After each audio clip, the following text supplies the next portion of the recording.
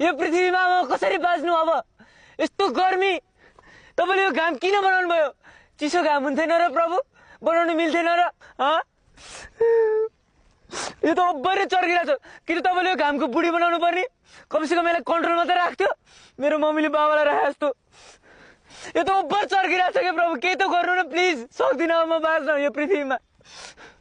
last यार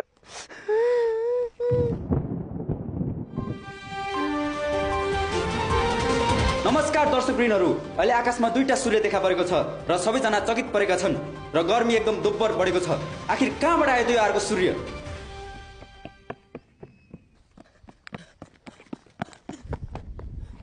प्रभु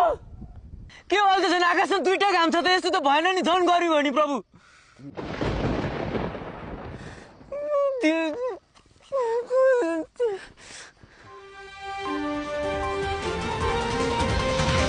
आखिर यो संसारमा के भइरहेको छ हुँदाहुँदै अहिले आकाशमा तीनटा सूर्य देखा परेको छ यसरी हामी गर्मीमा पृथ्वीमा कसरी बाँच्ने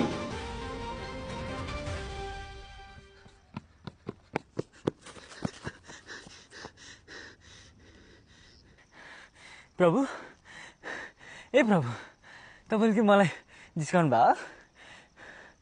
तीनटा काम छ त अहिले त म यहाँ कट्टुमा आएर छु गर्मीले भएन कि प्रभु यार त लास्ट के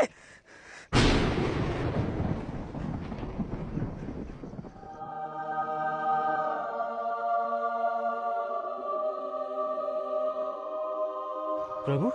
बाबु अलि अति भएन कहिले यो भएन घरि त्यो भएन के हो पारा जहिले आउने पहाडमा कराउने मलाई बोलाउने मेरो नाम लिने तिमीले भनेर आकाशमा घामको बुढी राख्दै हो नि अब तिनीहरूले बिहा गरेर छोरछोरी जन्माइसक्यो अब त तीनटा होइन अब त तिनीहरूको नाति पनाति सब आकाशैभरि लटरम्मै हुन्छ यो सब गर्मी तिमीले गरेर भयो ल ल राउन्डसँग घाम तापेर बस म चाहिँ मेरै घर जान्छु